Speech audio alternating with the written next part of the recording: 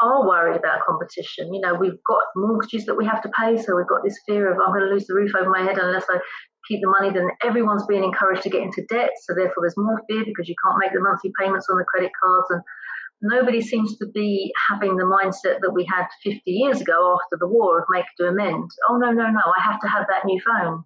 I know I haven't got any money, but you have to have it. It's for my business. Well, no, you don't. You just need a phone that works. You don't need to have the all singing, all dancing version. And it's really hard to see. I mean, I've got friends, their daughter, who is stunning, still has to have the Essex look of the big lips, and she's got some Botox going on. I'm like, what? How old is she? 22 years of age, and she's messing about with her face already, and she's beautiful, because that's what other people do. And you're in this kind of social prison of not quite keeping up with the Joneses, but it's like, that's what people do, so that's what I'd better do. And it's just so sad that the media is teaching us this stuff. Politics is teaching us that it's a dog-eat-dog world. Our education system is, you know, the pressure that is put on young people today. I heard an interview on the radio about, you know, they're going through their exams at the moment, and the pressure that's being put on them is phenomenal. And I did my GCSE in maths when I was 32, and it nearly killed me. I'm not a maths kind of person, but I was so nervous, it was ridiculous, and I had to tell myself, nobody is going to die if I do not get this piece of paper. It was very important to me. I wanted it in order to be a teacher, but it's just the pressure that is external pressure. And then if you add in the mix of social media into all of this, especially for the younger generation, the millennials that are out there, the pressure that is put on people, it's so you have to protect yourself.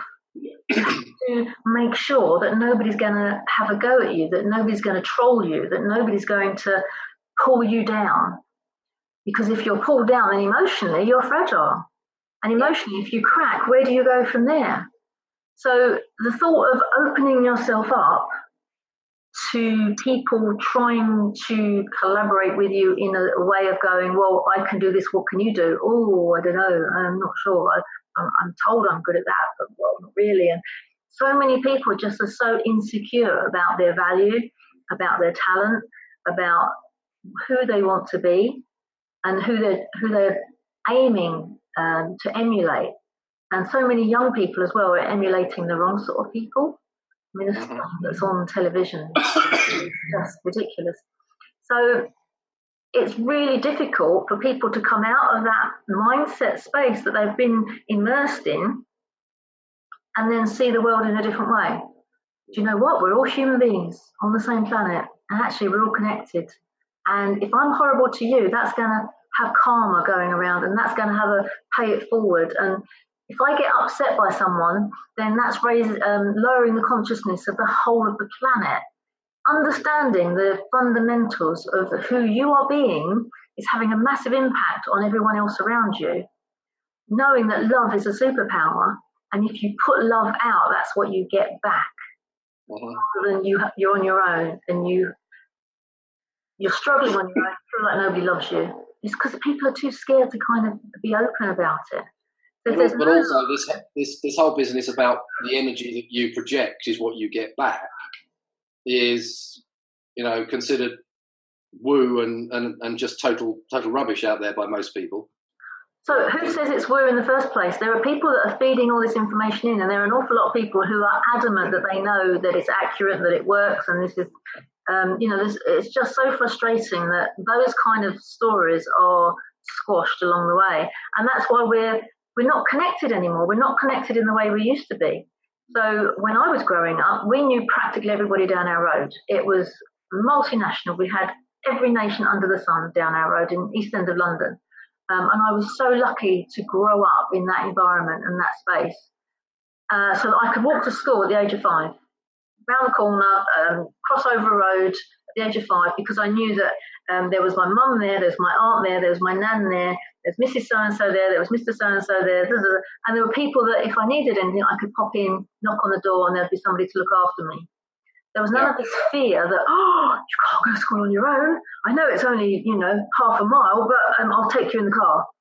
all of this kind of predicated fear of what might happen, which is fed to us by the media on a regular basis. And people go into London, it's like, oh, you're worried about a terrorist attack. Well, actually, you're more likely to be killed by overeating and obesity than you are from blooming terrorists. So it doesn't stop you having that third helping of whatever it is, because that fear isn't strong enough. The media hype it up, hype it up, hype it up. So I think most people aren't able to see collaboration as a way forward. They just see it as a bit, no, I've still got to protect myself. I can't open myself to that. I can't talk about love. It's too difficult. So we've got a massive mountain to climb in order to let people know that come over to this side. It's easier. If you can collaborate on a project, on a business project where you've got 2 or 3 people that are really good at what they do, they value what you've got to do, they value your input, and together you create something for the benefit of other people that wasn't there in the first place. And you're like, wow, I'm clever, I can do this, this is amazing. Then you can see it works. Yeah.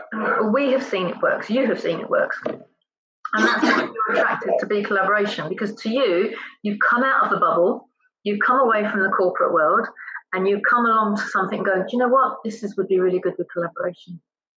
Mm-hmm. And you see it the same way that I do. It's not rocket science. It's of course it's better with collaboration. But that doesn't necessarily mean that collaboration is easy, because you could put your personal trainer with your soft tissue specialist or your massage therapist, and they might not get on initially. And they don't know why they don't get on initially. But they don't get on initially because all the baggage they've got going on before they even arrived. And understanding how to overcome that, that's the clever stuff.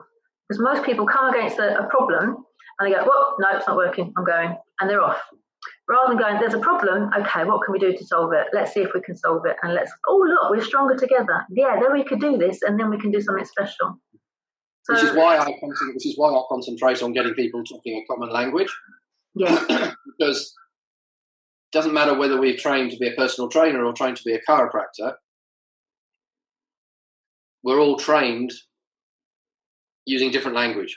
And it's very, very stovepipe language. Yeah, the osteopaths and the physicians, we're all trained with specific language. But the irony here is that we're actually all working with the same thing. It's called the human body. The human body doesn't change, It's the language we apply in a very protective way often, because we start using technical language to bamboozle people. The best clients I had was ones where I stopped using technical language and I started using this common language, which I've developed, and actually get the client to understand what's going on with them, because most clients with problems don't. No. Yeah. And get rid of all the solo, language that we all use. Replace it with a new language and new understanding, which is totally science-backed. It's not me just making it up. Then, so you get the professionals talking to each other using the same language, a language that the clients can also understand. Oh, my God, it works. Yeah. It's when you have everybody, protecting their terminology and their labels and their language, because it's mine. It's my industry's one. And everybody else. It's a comfort blanket, isn't it, as well? Yeah, it is a comfort blanket. Yeah. What they're coming down to is, I'm right and you're wrong, because that makes everyone feel better. I think one of the biggest things that I learned is there is no right or wrong. No. It's all made up. Well, as I said right at the very beginning, I got injured. Yeah. It was a back injury. I got that playing badminton in a match. And I went to see lots of professionals. I'm not going to name them because it doesn't help. But every single person tried to tell me that it was something different using different language. And they all told me it was something slightly different in terms of the reasons for the problem. Yeah. I now know that actually none of them was right. Oh, wow. Okay. So you could have gone down the wrong road a lot of times. Well, I did go down the wrong road, and I had my problem repeatedly coming back time and time again for probably 4 or 5 years, 6 years, 7 years. Yeah. It wasn't until I actually understood what the problem was, which, through the training, the specialist training that I've done and the people I collaborate with and work with, my mentors, I now don't get that problem anymore. Wow. So we're sort of fed as consumers in our industry, which by, well, you just got to put up with this. This is going to come back every 6 months. Yeah. You know? Yeah. So the money can still keep coming in. Absolute rubbish. What's happening is that the people treating you are not actually hitting the right nail with the right hammer. So they're not actually working at the right layer of the onion, to go back to the analogy we used earlier. Yes, yeah. So what do you say to these people who are living in fear and they go, well, it's all very well for you to say that, but if I lose half my clients to this massage therapist or this osteopath instead of them coming to me, that's my living gone, I can't chance it. How do you persuade them to kind of come out of that mindset? I don't. I only work with people that are already meeting me halfway. Right. I used to go, when I was running my clinic, and I used to go to local network meetings, the ones we've been talking about earlier, about the 67 pitch and all that. I would know within about 30 seconds of talking to somebody whether they were somebody I could work with as a client, not just as another professional. Yeah. You know, because they were so entrenched in their position. They weren't asking the question why. You know, well, why have I got to go back every 6 months because it gets worse every 6 months, and go back to why? We don't. We just get into this loop of, well, that's what I've been told. Yeah. You know? And people give their trust over, don't they, so easily? Yeah. Mm-hmm. It's like in my mum's generation, it was the doctor that they trusted. The doctor said this. Yeah. So therefore I've got to take these tablets. And then in her old age... We used not to question the doctor. Exactly. Yeah. Well, she rebelled big time when she was 80. She was, I'm not taking those tablets. she kept, but, you know, all of a sudden, you get your bravery then, don't you, when you realise that actually these people who appear demand our respect but don't earn it. I'll say something now to those people watching this. If you are currently struggling with a back problem or a knee problem or some other musculoskeletal problem, which keeps on coming back, whatever's being done is not right. There is no problem out there that should be coming back.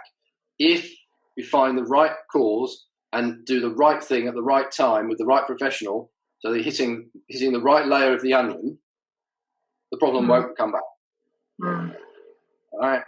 Good point. If it keeps on coming back, then whatever's being done is not right for your body right now. Yes.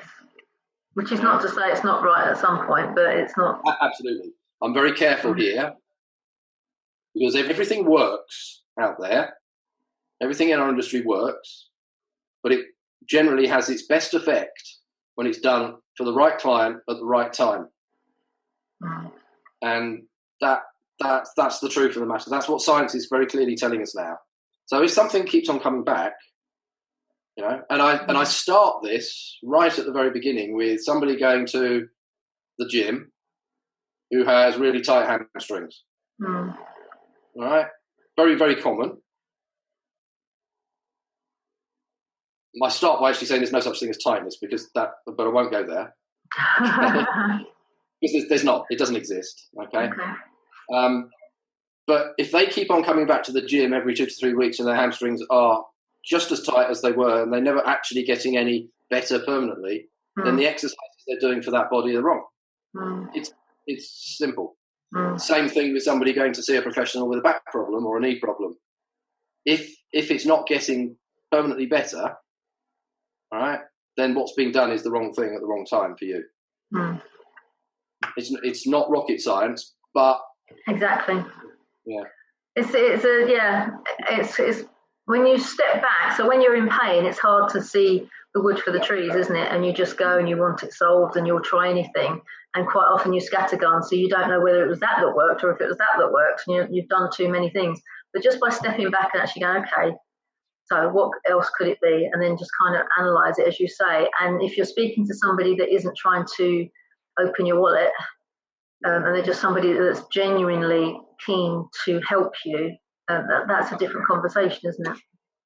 It is totally an easier conversation. Yeah, definitely. So I haven't picked a difficult one to crack here. No, but you know what? I admire your vision